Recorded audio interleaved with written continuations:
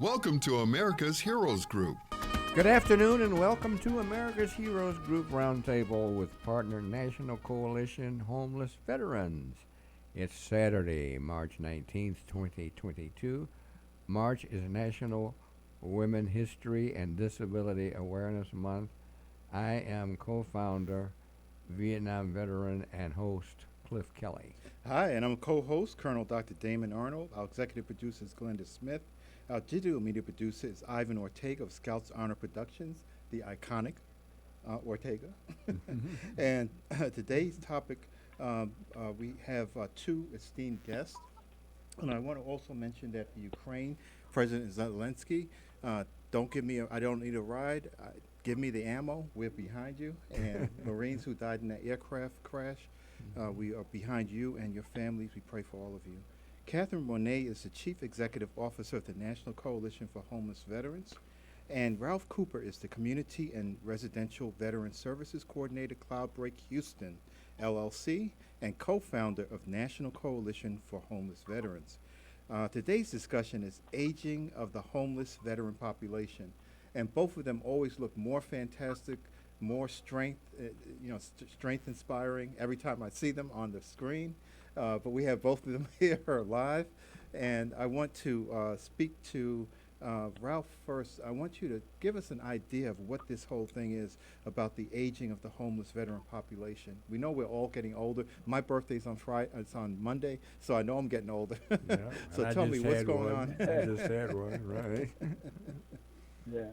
Well, I just wanted to mention to Cliff that not only is it Women's Month, it's also March 29th is Vietnam Veterans Day. Yes. That's right. So, That's right. that's one of the places I want to take us is that,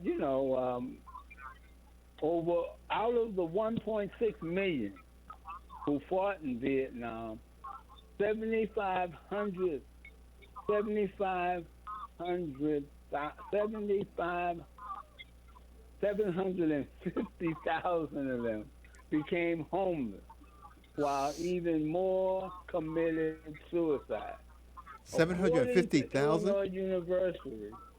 What'd you say? You said 750,000. 750,000 out of the 1.6 million who fought in Vietnam became homeless. Wow. While even more committed suicide. According to Illinois University, more Vietnam veterans committed suicide after the war than had died in it. Mm. And and if you're a Vietnam veteran, you're a senior citizen. That's true. There's no escaping that. Yes. And I'm the only exception. You're the only exception. He's becoming younger every year. Yeah, that's right. So and that's one of the things that there's an ever increasing aged veteran among the homeless population. At my place, we have one 94-year-old World War II veteran and one 92-year-old Korean War veteran. These guys are living at our place because they both were homeless. That's ridiculous. And I'll tell you, it's scary for me because I'm 80. And is that my future? No, we gonna get together and make sure we're all together. That's what we got. We'll make sure we're all together. But that's really those are some really when you start giving those statistics, Ralph, how sad that is. Yeah. That we're living in a country like this and we can't come to the aid of our homeless veterans. I still am really astounded by it because, if Congress needs a new bathroom in the east wing of some building, they get it. Mm-hmm. But we can't, find enough money, or if they need to recondition their office or get some exotic furniture from overseas, they get it. But we can't even get a home, a base for people who are on the street. Well, I just want to import a little bit of good news. Oh, yes.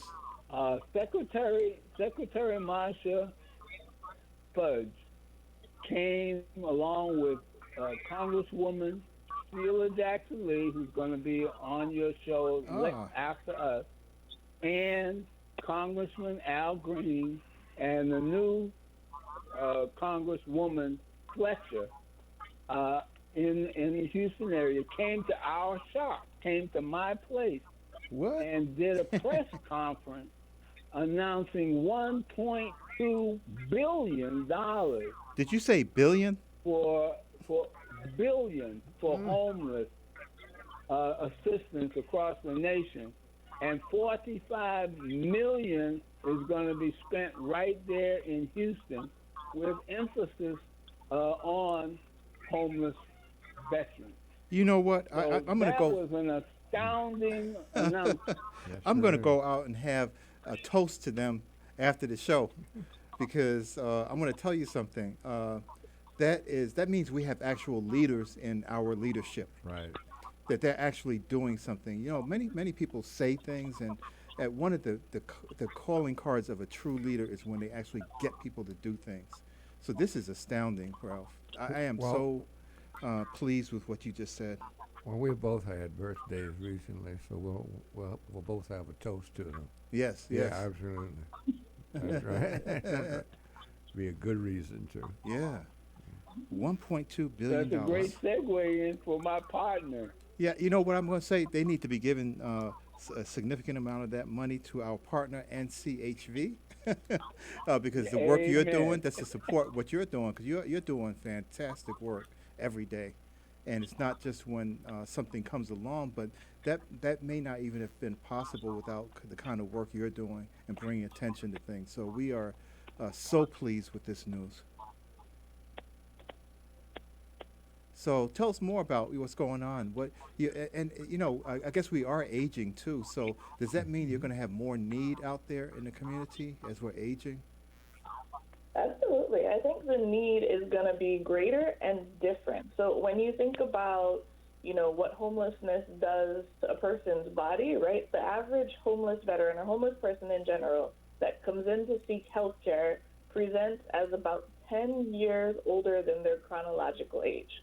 So basically what that means in layman's terms is that you may be 55, but you're experiencing chronic health conditions or acute health conditions the same way a 65-year-old may be experiencing.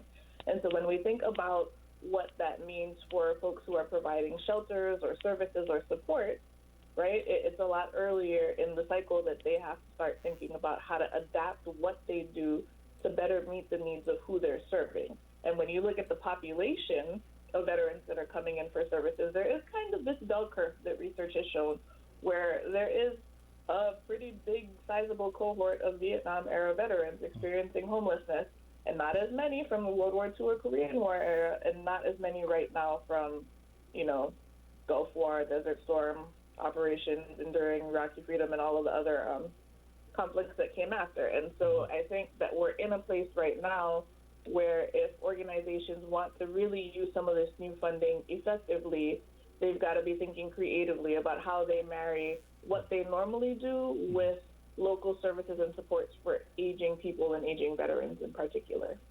Oh, fantastic. That makes a lot of sense. And what we want our listeners to understand is that organizations like the National Coalition for Homeless Veterans still need your support. You still need to be looking at their website and making donations to actually help them through this battle that we're going through. And, the amount of money that has been allocated to this has to go throughout a nation. So we have homeless veterans throughout every one of our 50 states and our territories. And so, and even overseas in other foreign countries where they have, left the service. So make sure that you are supporting this organization in every way that you can.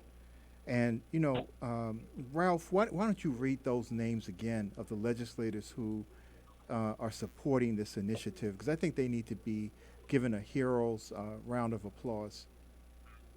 Okay. Well, the number one person we need to applaud is the Secretary of HUD, Marsha Fudge. The second person you're going to have on your show in a little bit is Representative Sheila Jackson Lee of Houston, Texas. Yes. And also that accompanied her was Al Green. He's a congressional person also from Houston. And the newest member of the team is Congresswoman Fletcher. Okay, yes. I'm just not sure exactly which district she's from. But those were the people who were there. Those were the people who were supporting the veterans and the place that they choose it's U.S. Vets, but U.S. Vets is housed in Cloudbreak, Houston, at my facility. Oh, fantastic. Okay. This is really, I'm so happy about this, and that's why, I really wanted to acknowledge them, because when we have representatives that actually represent the people who voted for them, and the concerns that we have as veterans, because you have a considerable number of veterans who are out there and their family members and extended families who vote, and their co-workers as well that support them at work, and their voting power means something. And it's great to have leadership that actually listens and actually responds accordingly to what's needed by our veterans. We cannot have when you were saying a World War II veteran who's in his 90s and a Korean War veteran in his 90s out on the street, that's a sin on the country. We are doing things that are actually against what we say is democracy. I just really feel sickened when I have to even hear something like that. That they are, out of their homes. They should be held up with gold rooms in their homes. Not being casted out on the street. There are many people who. So, go ahead.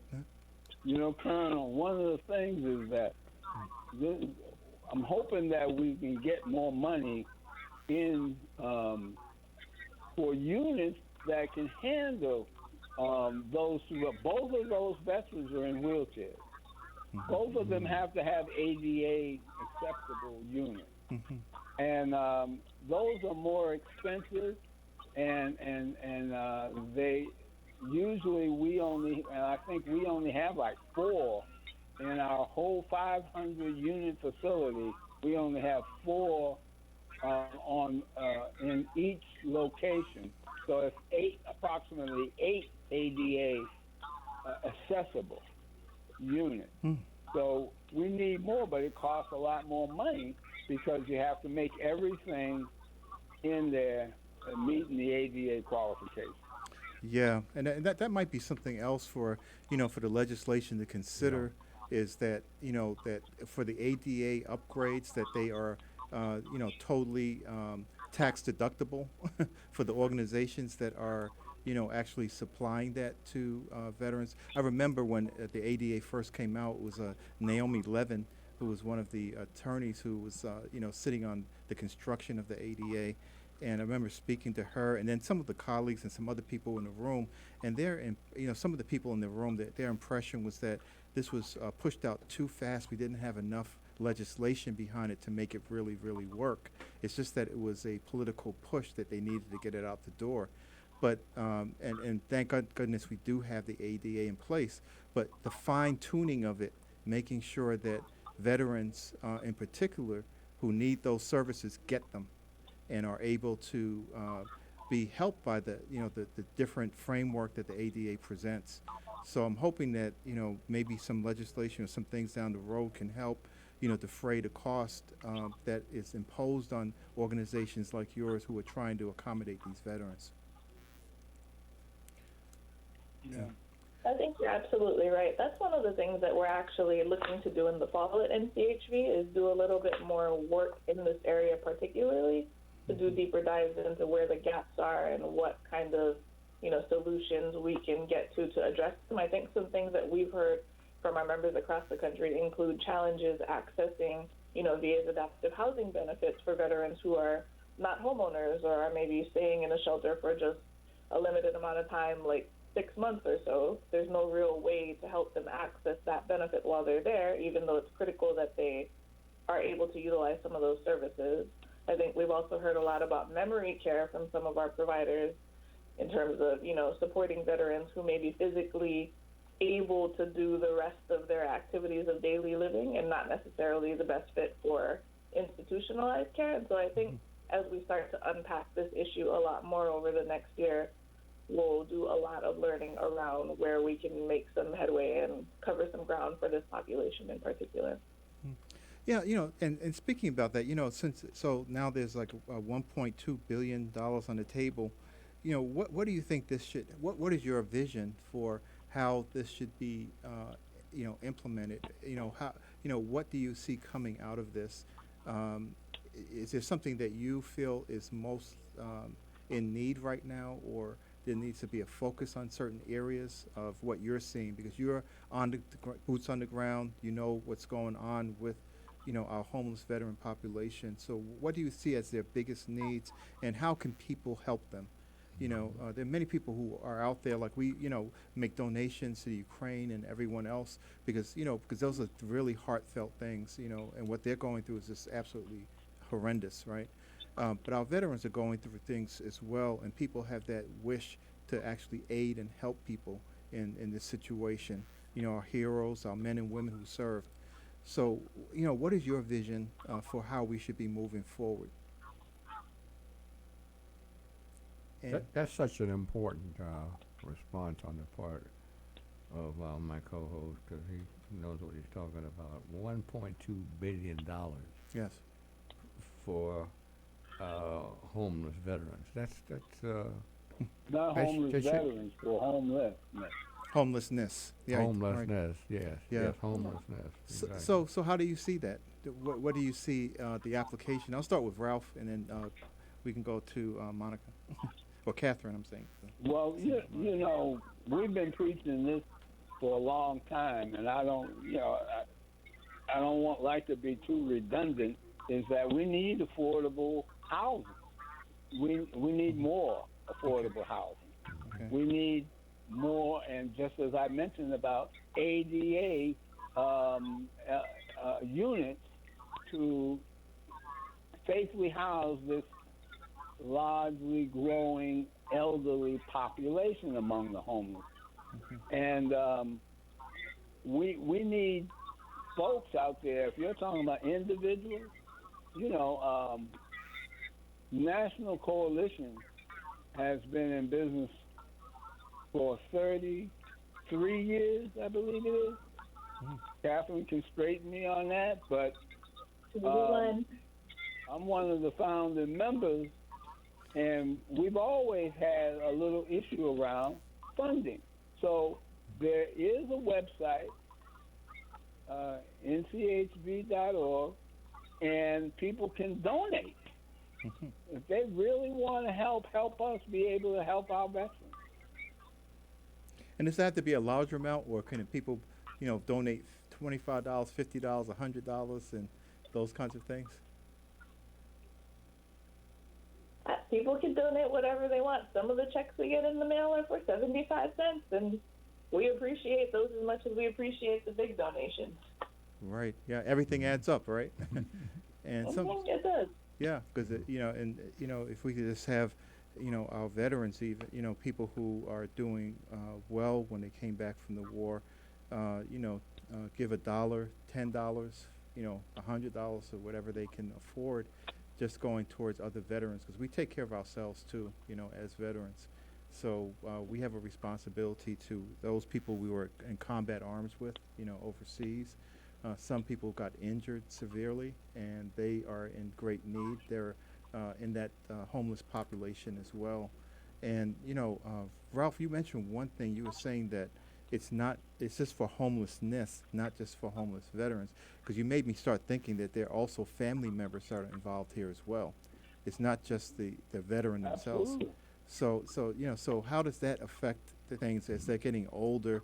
They may be leaving surviving, spouses, whether it's a woman or a man who served in the military, and their children, and how that affects them. Well, if the person was a breadwinner, then of course that income is gone. And as they get older and aging, of course, they're not able to work.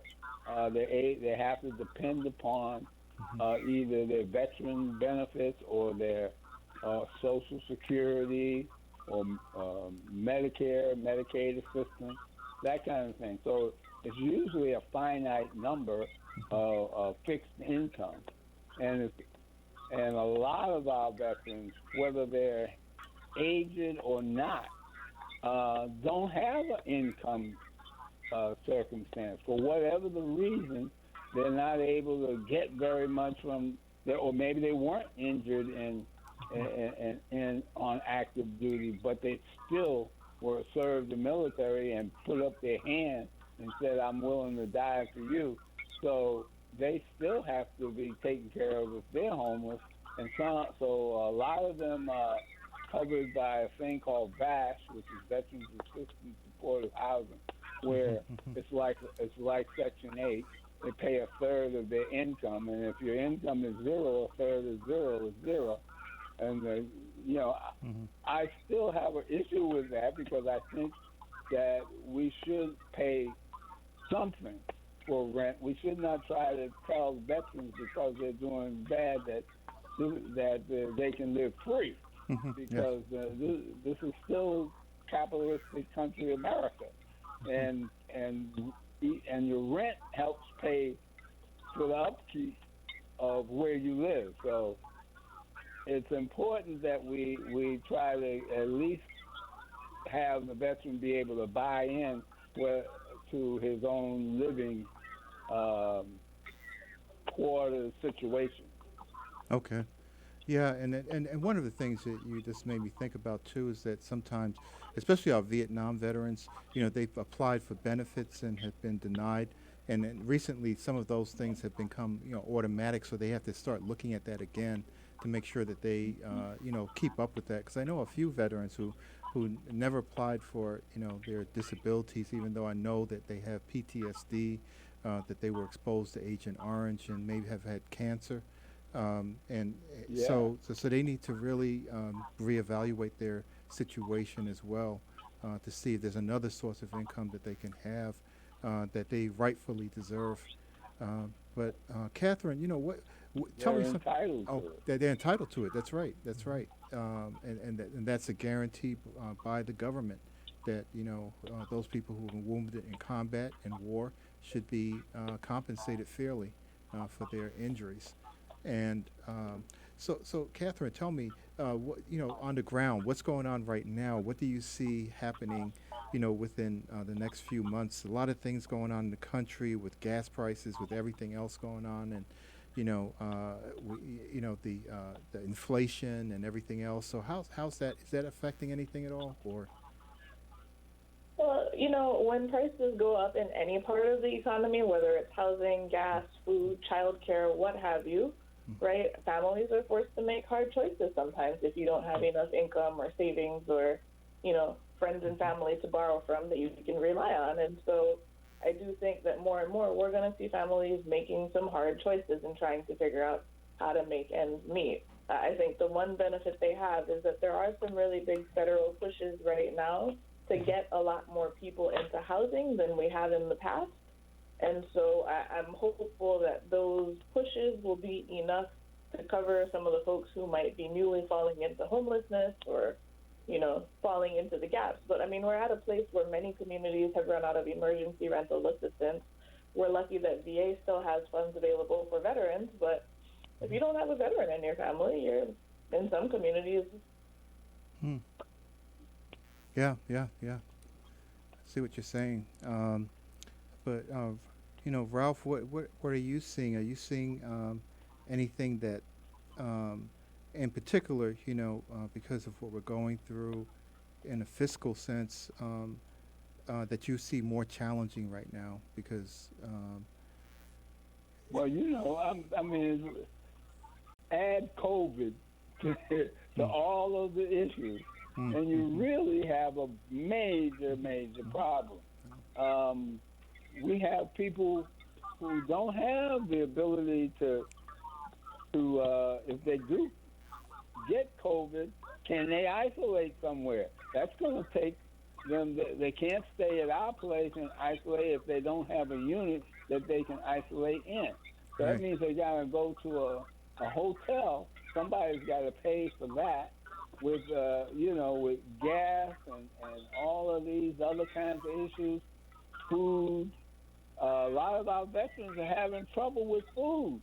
Right now because we're out there going around trying to get places to donate food so that we can make sure that the veterans have healthy meals. Right. I know that we have been doing pretty good in the reducing of homelessness, but I see an increase because of all of these circumstances that I just mentioned. Yes. Yeah, so we're running out of time as usual. I always feel like we need to keep you on for like 8 hours because the work the two of you are doing is so critical. Yeah, And it means so much to our veterans and to all of us. That anyone who has a heart in America that cares about the heroes that put themselves on the line, so that you can wake up in the morning feeling safe and secure. It's amazing that we don't do more.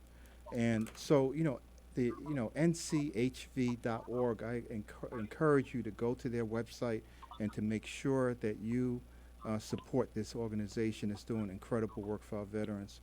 So I just have to thank you again, our partner, National Coalition for Homeless Veterans, and Kathryn, Monet, and Ralph Cooper. I know that both of you walk on water. If I go to church, the two of you are the angels walking across the the sky in the front of the church. So